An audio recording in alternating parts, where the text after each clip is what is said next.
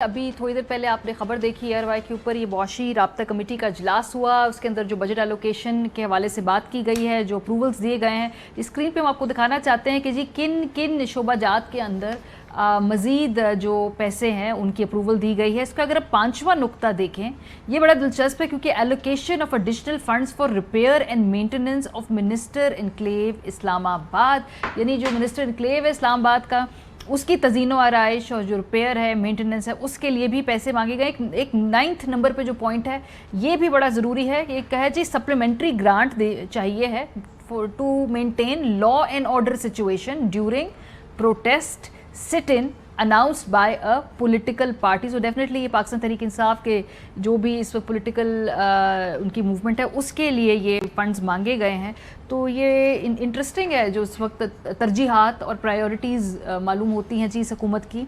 ये हमारे जो चीज़ समझने वाली वो ये है कि एक ऑलरेडी ईयर मार्क फंड होता है इनके पास, ये मिनिस्टर्स इनक्लेव, ज़ाहिर बात है वहाँ पे हमारे वुज़रा रहते हैं, तो उनकी जो वहाँ पे रिहाइश है, अब कोई भी एडिशनल फर्नीचर हो, कोई भी मेंटेनेंस के मसाइल हों, तो वहाँ पे पैसे वो रखे जाते हैं।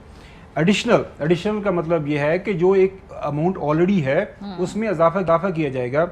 और थोड़ा सा मैं पिछले दिनों हमारे सीनियर रिपोर्टर हैं जो है अजहर साहब, उन्होंने स्टोरी फाइल की, उसमें हमने सिर्फ यही मेंशन किया कि जी वहाँ पे मिफ्ता इस्माइल साहब को भी घर मिला है और बाकी भी वज़रा को, और इनको घर अलाट भी हुआ। इतला के मुताबिक ये देखने भी गए घर, इनकी फैमिली पसंद नहीं आया, शिफ्ट नहीं हुए, तो इन्होंने जनाब हमारी स्टोरी को रद्द कर दिया कि जी मैं तो वहाँ पे शिफ्ट ही नहीं हो रहा, घर अलाट हुआ। अब ये जो है सुबह इसी कमेटी को चेयर करेंगे और हमें उम्मीद है कि ये पूछेंगे कितने एडिशनल फंड्स रखे गए हैं। एक तरफ हमें ये जो है मशवरा देते हैं कि जी आपने चाय की प्याली जो है वो 1 कर दें, रोटी के 4 हिस्से कर दें, जो मार्केट्स में जाना बंद कर दें, साइकिल चलाना शुरू कर दें, और दूसरी तरफ और बाकी जो है अंदाज़ा करें मतलब आप कौन से मुल्क में रहते हैं। ना हद होती है किसी चीज़ की। वो फैमिलीज़ के साथ पीटीआई के आपने कई उनके इवेंट्स कवर किए, वो फैमिलीज़ के साथ आते हैं, अपना जो भी नुक्ता नज़र है, इमरान खान की बात आप बिल्कुल ना माने, रद्द कर दें, बैठा रहने दें इमरान खान को, क्या करेगा इमरान खान? क्या आपके ऊपर हमला करने आ रहा है? ये पता नहीं 14 करोड़ हैं और इसमें और कोई पैसे कल मीटिंग के दौरान के एडिशनल और क्या इनको फंड्स चाहिए।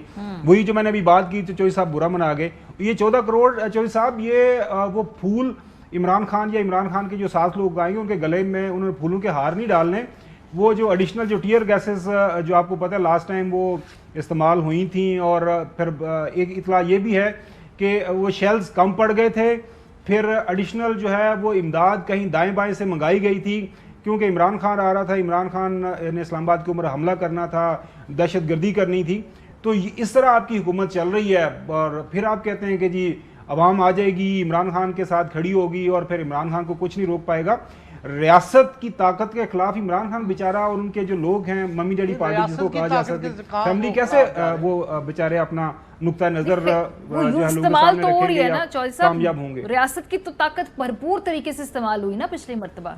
सब तमाम रियासती जगह अगर देख लें आप, वहाँ पे जो ताकत जहाँ से भी इस्तेमाल हो सकती की गई इस्तेमाल। वो बात यह है आप, क्योंकि मेरा आपकी उम्र और तजर्बे से ज़्यादा उम्र भी है और तजर्बा भी है, तो ये एक दफ़ा 1-2 मिनट लूँगा कि मैं 19 सितंबर 83 के बाद MID मूवमेंट चल रही थी और मैं प्रेसिडेंट ज़िया मरहूम से मिलने गया, he was very kind to me. तो मैंने देखा कि वो सारा वक्त ही जस्ट प्लेइंग, ऐसे ऐसे वैसे, मैं जो भी बातें करता जा रहा हूँ, he was sufficiently depressed, nervousness, और कोई समझ नहीं उनको लगती। आप समझ लें कि उस दिन मैं यानी प्रेसिडेंट और चीफ मार्शल एडमिनिस्ट्रेटर था और वो विजिटर थे। खैर बाद में बातें चाहते हुई, तो मैं जो आपको बता रहा हूँ ना, ये कहना बड़ा आसान होता है। तो मैंने कहा ये क्यों हालत हुई? प्रेसिडेंट जो थे, जो आयरन नर्व्स का बंदा समझा जाता, जिन्होंने जुल्फ़िकार अली भुट्टो जैसे सियासत के बड़े जिन को फांसी भी दे दी, तो आज he was lost, he was not there, यानी जितनी देर, फिर वो तफसीलात किसी दिन आप पूछेंगे तो ये बहुत बड़ी हिस्ट्री का हिस्सा है जो उस दिन की। वो अगले हफ्ते आप आ रहे हैं तो आपसे जरूर पूछेंगे। चले थोड़ा सा आगे बढ़ते हैं। एक और अहम डेवलपमेंट हुई है चौधरी साहब, बात तो सुन ले। अच्छा अभी बात हुआ ये था, ये सारी दुनिया को सुनाना चाहता हूँ मैं, और जिनकी तरफ आप बार बार इशारा करते हैं उनके लिए भी اور ان سے یہ ڈسکشن ہو چکی ہے. ہوا یہ تھا کہ سندھ میں ایم آئی ڈی موومنٹ کے اوپر فائرنگ ہوئی تھی اور 57 people were killed at one spot, Dadu اور ادھر مورو کے علاقے میں.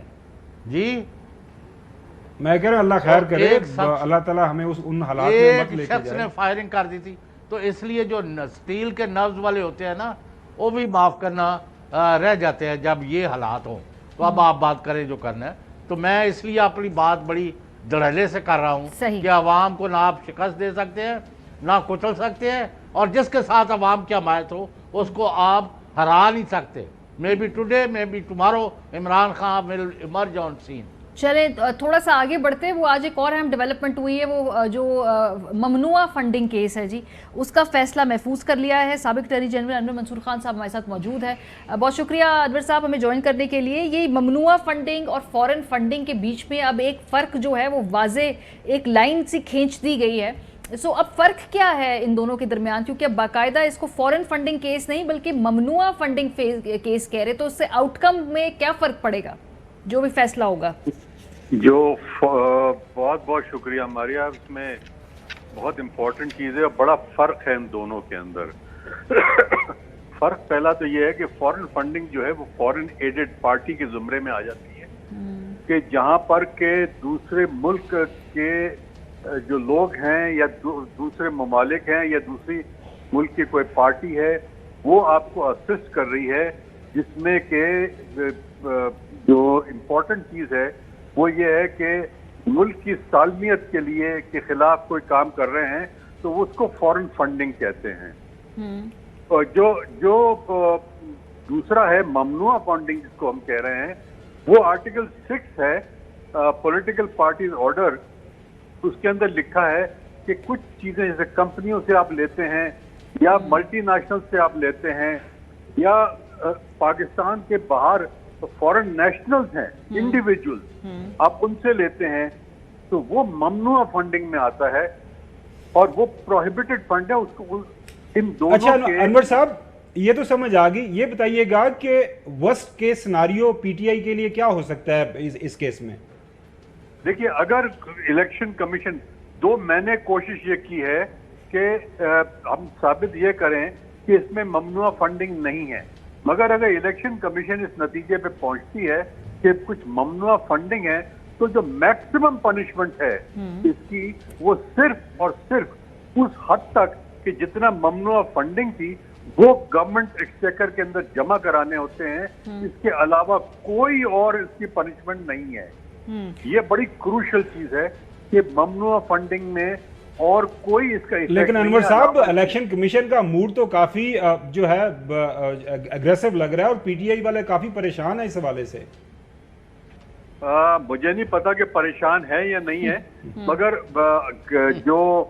جو جس طریقے سے سامنے رکھی گئی ہیں چیزیں, اگر وہ چیزیں اور وہ جو اکاؤنٹس ہم نے دکھائے ہیں, اگر ان کو ان کے باہر جا کے کوئی فیصلہ کرتا ہے تو ظاہر ہے کہ وہ کوئی اور بات ہوگی, مگر جو چیزیں ہم نے سامنے رکھی ہیں اس کے اندر صرف اور صرف ہم نے یہ دکھایا ہے کہ ایک پیسہ جو ہے وہ اکاؤنٹڈ فار ہے, ایک پیسہ بینکنگ چینل سے آیا ہے, ایک پیسہ جو ہے وہ ریکارڈ کے اوپر موجود ہے. انور صاحب ایک اور سوال, کیونکہ یہ جو کمپیریزنز بھی ہے نا, Peoples Party, P M L N, ان سب کے بھی ساتھ ساتھ آگے یہی معاملہ, تو ان کے جو کیسز ہیں کیا وہ بھی ممنوع فنڈنگ کے زمرے میں آتے ہیں یا وہ فورن فنڈنگ کے زمرے میں؟ کیا یہ کمپیریزن جو کیا جا رہا ہے اس میں ان کو بھی ممنوع فنڈنگ کیس ہی سمجھا جائے؟